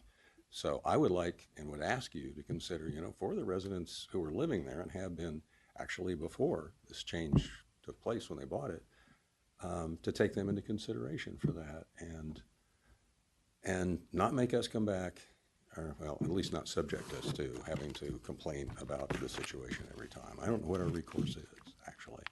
So, frankly, I've listened to a city council meeting when people in opposition had a problem with something, and council members said, what do we do after the fact if somebody violates these things? And the answer was, well, legal proceedings, but that could take a very long time, and that's very difficult and expensive.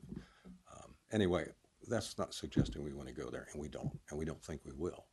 But I just sincerely believe that it makes sense to go ahead and take this into account at this point in time. So that's my request, that we work an adjustment to this that goes back to what has already been approved for all the downtown residents, apparently, which says that you can have a single musician. In this case, we'll go to a couple of musicians that are unamplified, which is probably our biggest concern. We could put an asterisk on there that there's no percussion, which we would prefer to do, but I mean, that's the kind of change that we think you could make in this for this particular restaurant, not all of them. And I don't think that's going to significantly affect, in my impression, it wouldn't significantly affect the people that are moving between the restaurants either.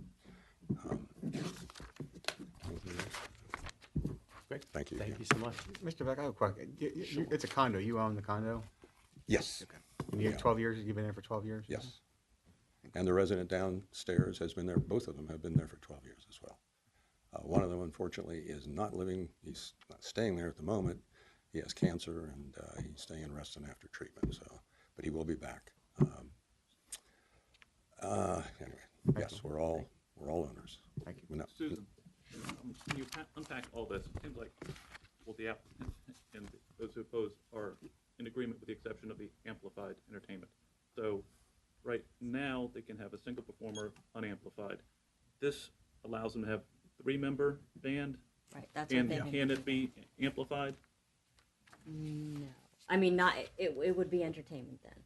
Right, that's what I'm asking. Yes, if you. They're applying for a 3-member, and it could be amplified, or If it's not restricted from being amplified, it would be permitted by the live entertainment conditional use permit. So does the applicant want amplified entertainment?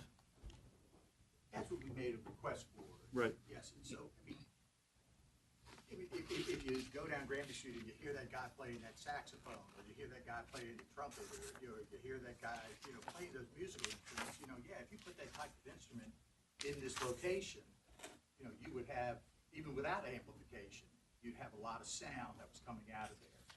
And so we just want to be in a position to offer that. As I've said, we have not offered it, except for very limited circumstances, when Dr. Siegfried and Mr. Zobe had it, and we really don't have it in our plans to do that. But we're coming here just so that if we have the opportunity to have someone, Mr. Hickson is involved with the arts.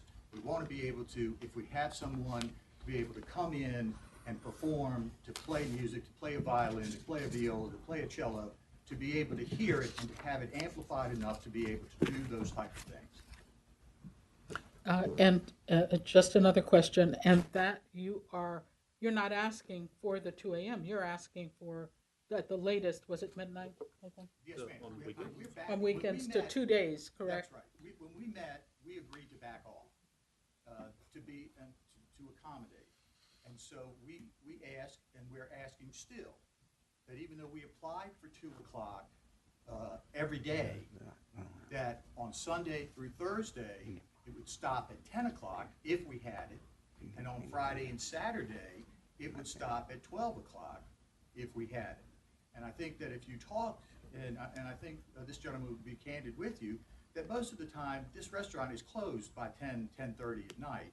It has not been the place for these old people in front of me that they could stay out that late. And so that's all we're asking, is to be able to have the availability to do it if and when they wanted to do it. Anything else to add, Kevin? The hours are reasonable. The only area I have trepidation with is amplification. Having been in the space, I don't think it's going to be required for most entertainers. So I don't know how often it would actually be an issue.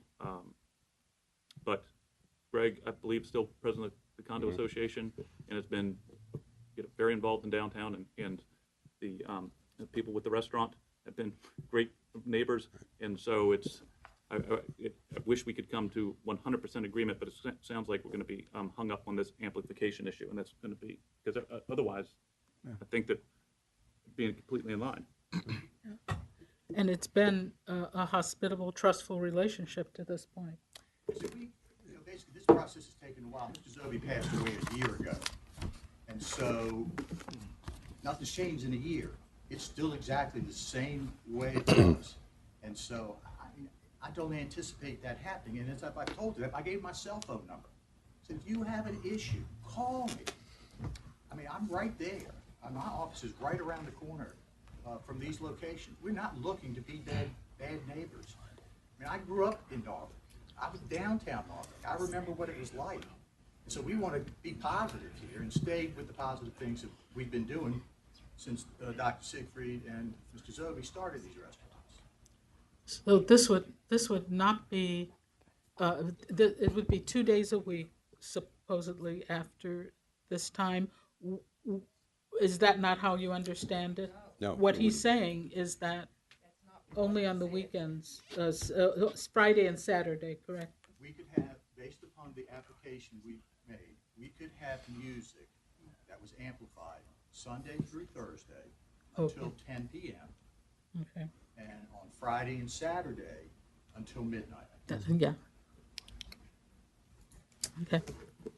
And so we have a resident upstairs, and in fact, the one who's most concerned about this, who is also a doctor as well at EVMS, and he's, I believe, an assistant dean for academics as well. Very well respected. He's lived there a long time. He's invested in the building on his own. And, you know, from his perspective, he can be on call. He has to get up very early in the morning. He needs to get to bed at a reasonable time. I don't understand if there's no plan to do this, and all of that is true. I mean, I trust the people. I like the people, but, you know, I just, once the cat's out of the bag, it's just. Thank you. Any other questions? Is the overriding, Mr. Callahan, is the overriding concern that you want to have consistency between all the locations, or is it about this particular location that you feel you may have a need for the amplified music? The first part of it was the consistency aspect of it, and if you looked at all Mhm. of the applications, they were all consistent in what they asked for. The other applications did not have any opposition, and there may be somebody here that signed up today, but they haven't said anything to me about it. And so when there was opposition, we wanted to be a good neighbor and say, yes, we'll what do you want? They told us what they wanted. We agreed to it. We were all under the belief that we already had it. We didn't need to give in, okay? Because of what the city sent me, we already had it. I could have told these people, don't come to my office. But instead, we said, what do you want? And they said, this is what we want you to do. And my people said, yes, we will, if that's what they want, that's what we'll do. And so I'm a little, so once you tell me you're going to do something and we all make an agreement, then that's what I figured that, would be done.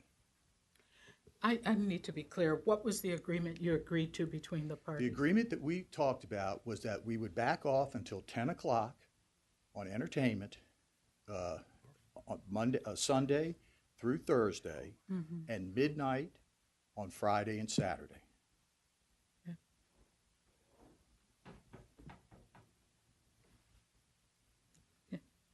Gentleman is. Yeah. My only comment would be that wasn't our going-in position, was it 10 o'clock and 12 o'clock? I mean, that was a compromise on our part as well. Our going-in position was we didn't want amplified music. We didn't want entertainment. I'm missing what you're saying. That wasn't a fair representation of our going-in position. Our going-in position was that we didn't want entertainment, a blanket entertainment statement in that space, because we were concerned about amplified music and keeping the residents upstairs awake or disturbing them. And so we negotiated. I mean, when he says he moved down, well, we moved up too. So we were willing to negotiate in this, and we're willing to stay put with that. But I think the amplified music is an issue because that's noisy. I'm sorry for repeating myself. Nope, I think we've heard. Yeah. I'd just like to add that this is reminiscent of several discussions that we've had with both residents and businesses. And as Mr. Murphy pointed out, we like to see a compromise, and it appears that both sides are willing to compromise. I'm kind of stuck, trying to understand the need of the amplified music, if still given the opportunity to have some entertainment there based on the size of the space. Is that a sticking point that Mr. Callahan, that your clients are pretty much committed to, that they must have the amplified music? I'm not going to go there and say, if we don't have that amplification, that we're going to go out of business. I'm not saying that at all. Okay. But what I'm saying, I'm not in the music business, okay? And so I played the piano for a week or two.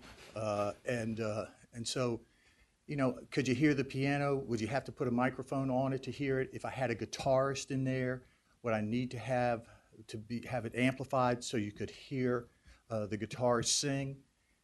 I'm thinking possibly so. As I said, if you put in there a trumpet player and a saxophone player and a French horn player, you don't need to amplify them. You'll raise the roof with the sound of just those instruments themselves. And so, it's not, it's just something that if we want to be able to do it, we don't want the task force showing up on Friday night saying, gotcha. Right. You got your speaker over here is amplified. We got you, and I don't like those gotcha kind of games. Yeah, and it's that very vision of raising the roof that I see these residents here hoping won't happen. They're not going to have full quiet and peaceful enjoyment, but to have some level of normalcy to the sound is what I hear. So I'm not sure. Is this the only location out of all the locations where this is the issue? Mm-hmm. I believe so, unless someone else is here. I believe this is the only location where there's actually residents. From what I heard, there's at least one other location with residents, but there's some vacancy in between the two floors. So we have two other restaurants. 456 has people above it. And Bodegas, which has been closed, which we will be coming back here at some point in time, also has residents above it. And so there's not been any, and Bird Baldwin. So right now we have three other locations that have entertainment that can be amplified. But Mr. Chair, you have no opposition today for the rest of the applications yeah, based on that? We do. Okay. I don't know what the opposition is, but there's opposition. Okay. Okay. All right, thank you. Got any other questions? No. All right. Briefly. Okay, because Come up to the mic. Come up to the podium, please. Leela Van, 219 Granby, above 219 Granby. What I just heard made it sound like those other places have like people that live there that are condo associations, but it's my understanding that they own the building. And so they rent to the residents that live there, other than St. Elmo's, and there is space between that they won't hear the music. The only unit that is above there is one that Stir owns and he rents himself. So I believe that's a little different than 219 that has different people that live there and they own the building, own part of the building. And that's the only Understand. correction I wanted to make. Thank you. All right, any other comments, questions? Yes, Susan. Well, the only comment I have to make is that what we're coming down to is that this is a particular situation out of all of the rest of the places that are similar.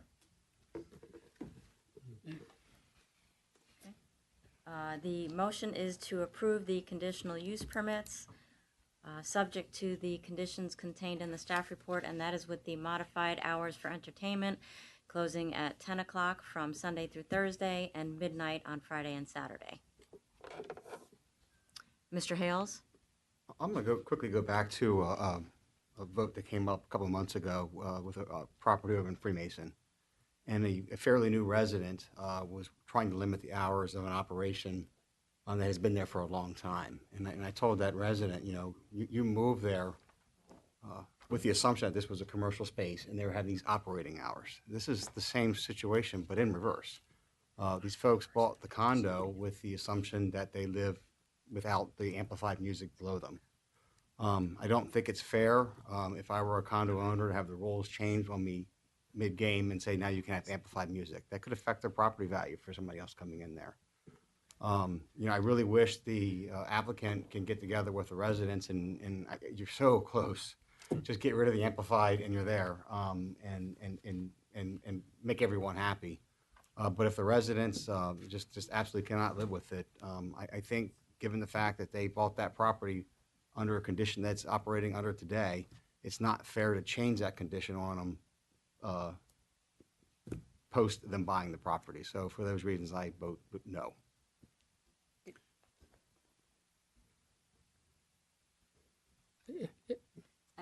Just a thought, do we want to split out and approve the, I think you started calling this item, so I think you have to call it.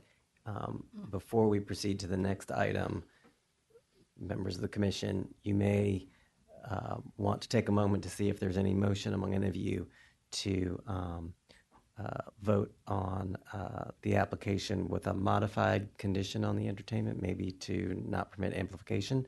But the correct time to do that would be following the completion of this vote. If I may make a comment, I think by making it a modified statement, both parties can get what they want. Not complete. The owners of the restaurants can get what they want, except for at that one site where there are condos that are owned, property that are owned by people who are concerned about the noise. Right now you're voting on one.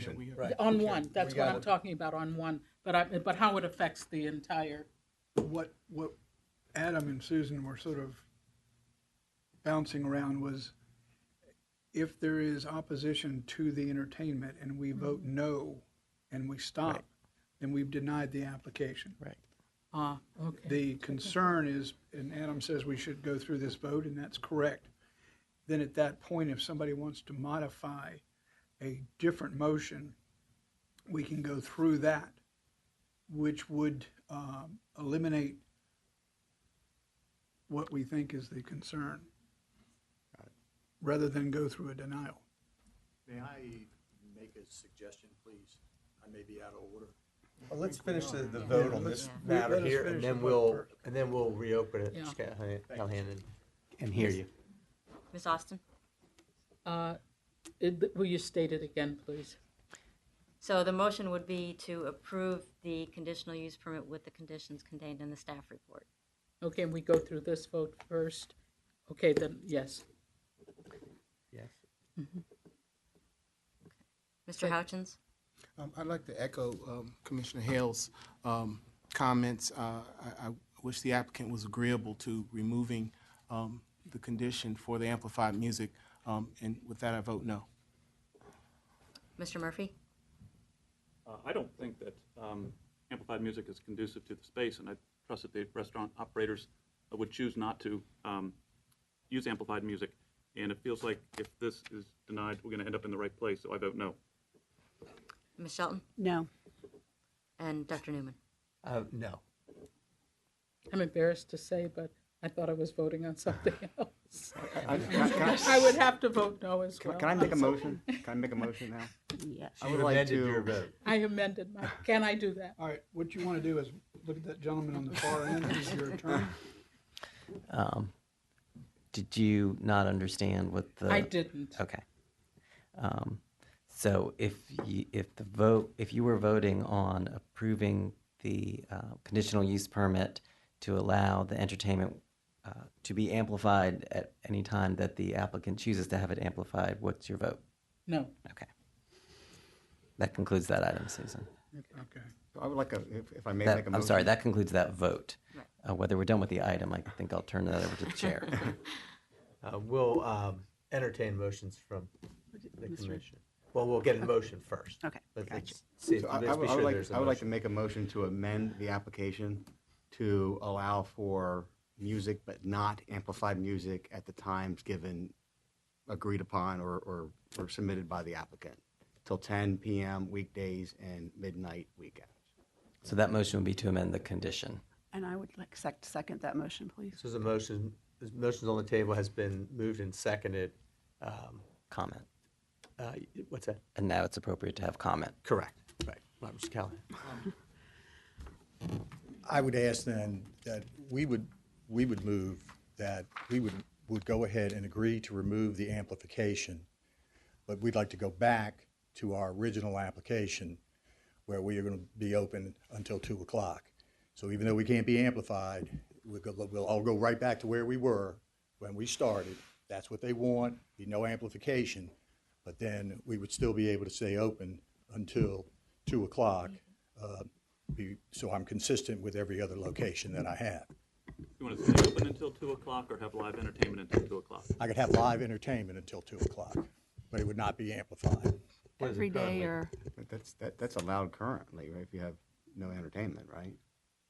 Right. I didn't hear what you said, sir. I think he wants entertainment until 2. He has entertainment now. No. Well, He has it's only one for unamplified one. Susan. What Can you he's asking clarify? you to do is to revise the hours and vote on it as you're going to do with the entertainment decision that you are about to make, but to extend their closing hours till 2 o'clock. To be consistent with the application that we gave you originally, So, we go ahead. we asked to be open from 8 a.m. until 2 a.m., that we could sell alcoholic beverages, that we could have entertainment until then. And so we would move at this stage to withdraw our request for amplified music. So we would not have amplified music, but we'd like to keep the hours as we originally requested. We agreed to amend the hours because they agreed to other things, and that agreement changed yesterday and today. So I'd like to be able to go back and say, hey, no one ever had any objection till I was going to 2. It was amplified music. And so if that's the position, then we will withdraw the request for the amplified music, but we still would like to be able to have the operation to go to 2 o'clock, which is what everybody else pretty much on Granby Street has.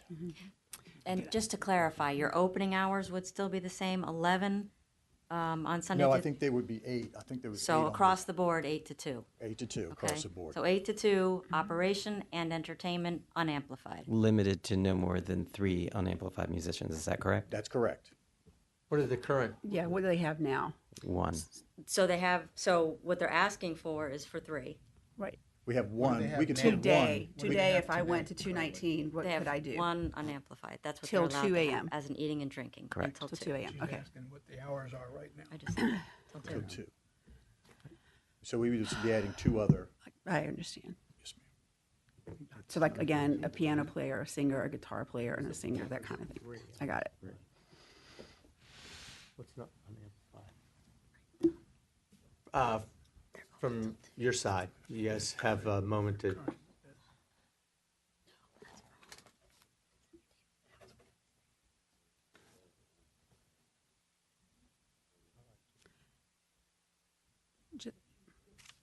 Can I? Just 1 second, just to regroup, I want to make 100% sure we're all understanding what we're talking about. what we are talking about is they basically have everything in the what they have right now to go forward in this new application on 219 on this one piece of property, okay, with this one new management team. But the old management team has till 2 a.m. now with one non-amplified person. So their hours are slightly different now, 11 to 2 Monday through Saturday, and from 9 to 10 on Sunday. Okay, so Sunday. And they don't have off-premise now. Okay, yeah, So they're- but just on the entertainment piece, so make sure we're correct. One person unamplified. That's not considered entertainment right now, so they don't have entertainment. That's what they have. Okay, but that's what they have. Okay. But that's what they do, correct? Okay, all right. So what we're really talking about in Mr. Callahan's proposal right now is everything is going to stay except they're going to do earlier in the morning of the openings, and they're increasing their, which night are they increasing to 2 a.m.? They want 7 days a week. Right, but right now they have 6 days a week till 2 a.m. Right. Okay. Am I confusing everybody? Are we getting there? Okay. And we want to go to 3, our entertainment is 3, up to 3 live band, unamplified. Right. And poetry, karaoke, and a comedian. Yeah, whatever they have listed, Unamplified. right. Okay. And without restriction on those hours. And without restriction on those hours. Okay. I now, okay. And the main issue was the amplification of music, which I can understand. That's what That was my I believe as understanding well. of it. But now we're going to tell us what you think it is. Okay. And in general, I have no problem with that on weekends, but the issue that I have, I think it's, if I understand this correctly, it's 7 days a week, so it would be Sunday through Thursday, which are work days. 10 o'clock is not a bad time to get quiet for most places, and I don't have a problem with weekends, but it's the, going until 2 o'clock, even with unamplified music. I mean, you're still going to hear something, but it sounds kind of like, well, you give me this and I'll give you that, and I don't mind Yeah, doing well, in that. fairness, that's what they have today. You know, With one person, unamplified. We're trying to find a good medium ground. I understand you are. I am too. I really would like that. And it's unlikely, it doesn't seem reasonable that that's going to happen, 3-member band at that location during the week. I just, it's never been supported there. I don't see it being supported there. I don't see the space doing it. I think there has to be some sort of trust. You always mentioned having such a great working relationship, which I think you do. And I think just by having the conversation down the road, seeing how things play out, I think that everyone would be fine. But we'll do the best we can. I think so. Yeah. Okay. All right. Thank you. Great. Thanks for working with us. So the motion's on the table. It's moved, seconded. You can restate the motion.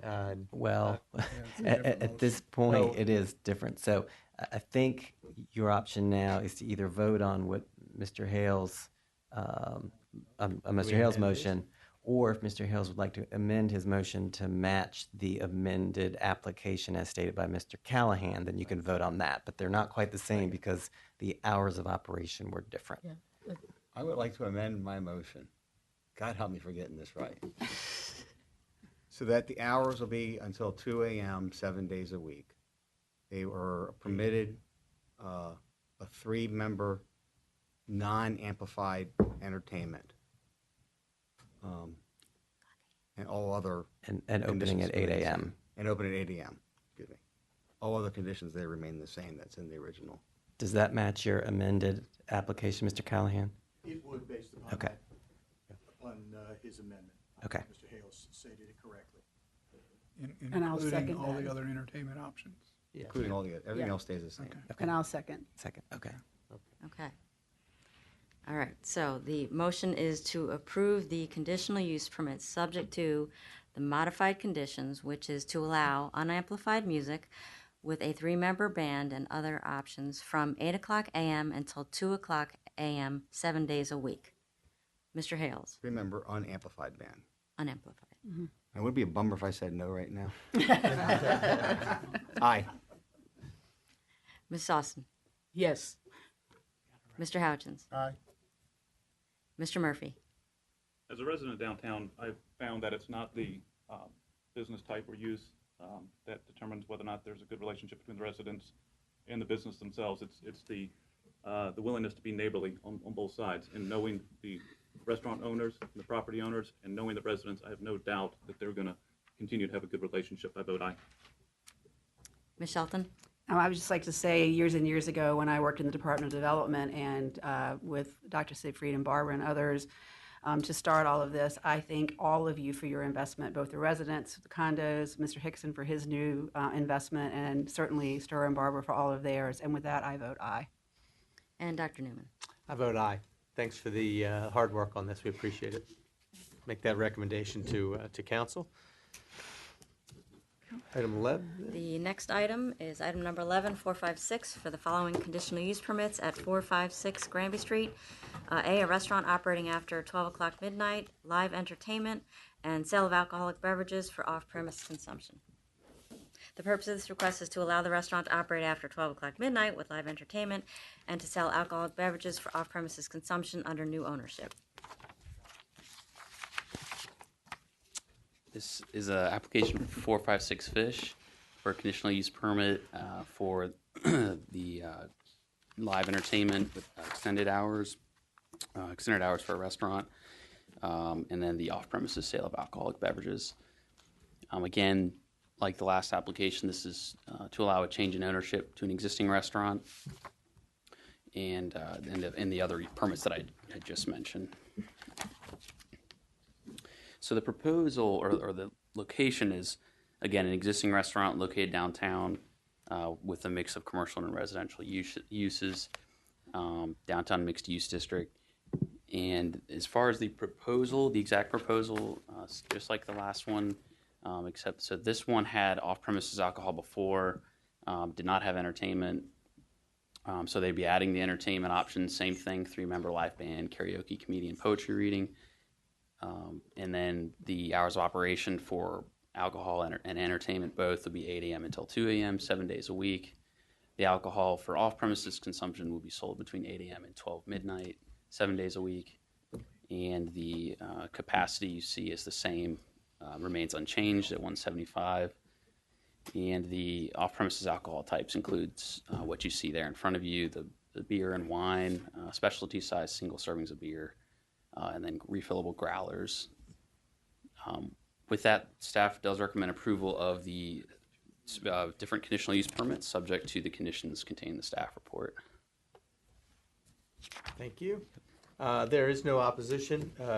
Here, again, on behalf of it, this application, Mr. Callahan, Mr. Hickson, Mr. Siegfried, Dr. Siegfried. If you all have anything to offer, feel free, otherwise be available. Sounds good.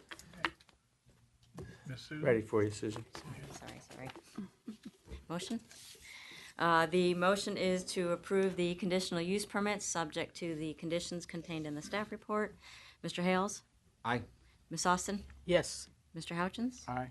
Mr. Murphy? Aye. Ms. Shelton? Yes. And Dr. Newman. Aye. Item 12. Okay, item number 12. Big Easy Grill and Oyster Bar for the following conditional use permits at 111 West Tazewell Street, Unit 101A. A restaurant operating after 12 o'clock midnight, live entertainment, and the sale of alcoholic beverages off premises. The purpose of this request is to allow the restaurant to operate after 12 o'clock midnight with live entertainment and to sell alcoholic beverages for off-premises consumption under new ownership. All right. This establishment's located at 111 West Tazewell Street, and it is zoned DMU. And the changes here, standardization of all the requests, 3-member live band, karaoke, comedian, poetry reading, 8 to 2 a.m., 7 days a week. Staff recommends approval of the request. Any questions? No, thank you. All right. Here on behalf of this matter, the applicant, Mr. Callahan is here, Mr. Hickson, Dr. Siegfried as well. There is one person here in opposition, Mr. Penn Wells, Jr.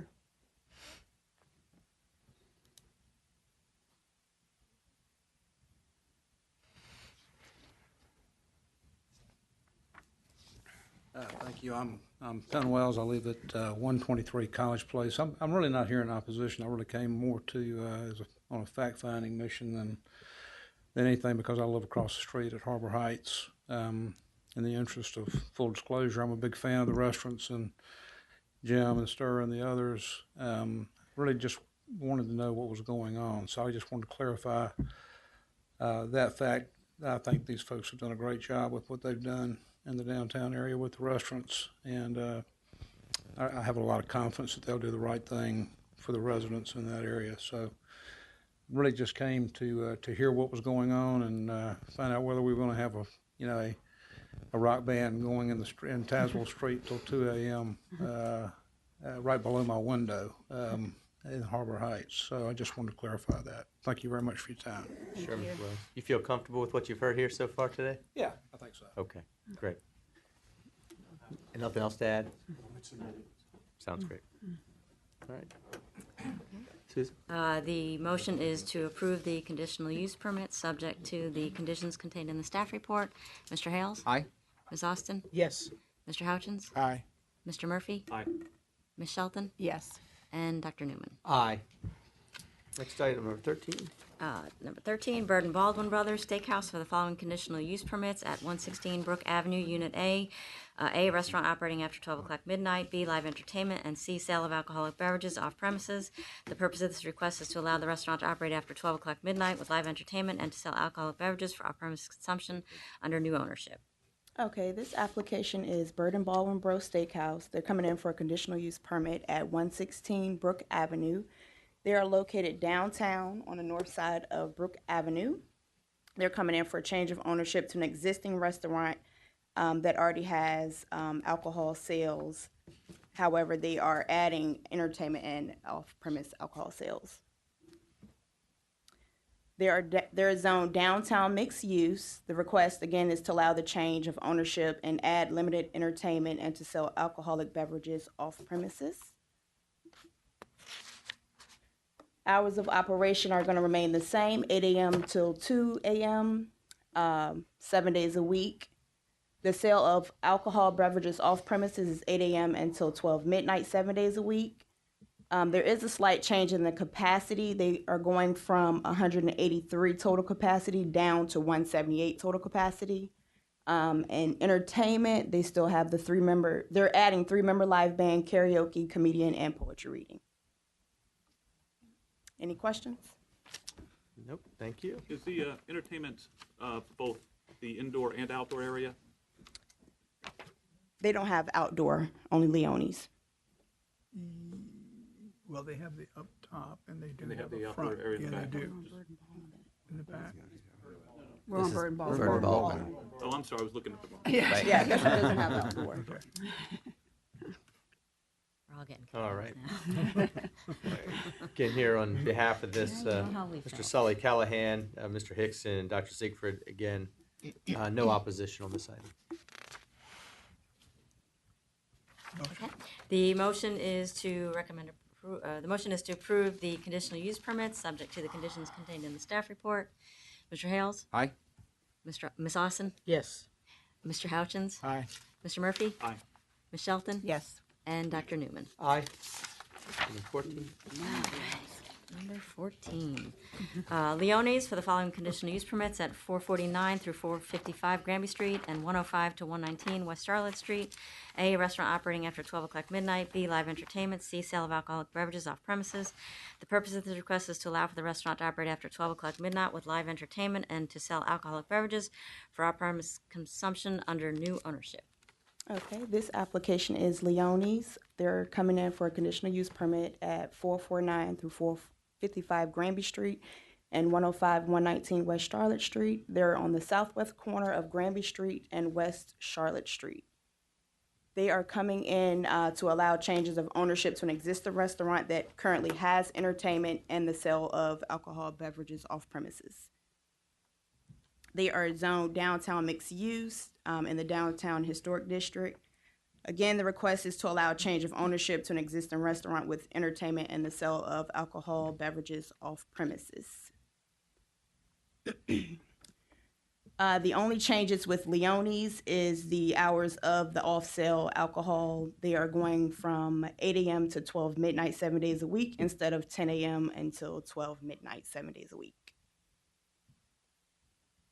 Any questions? Any questions? All right, no Staff opposition. does recommend approval. Thank you. Again, Mr. Callahan, Mr. Hickson, Dr. Siegfried here. On behalf of this item, there's no opposition. Staff, the motion is to approve the conditional use permit subject to the conditions contained in the staff report.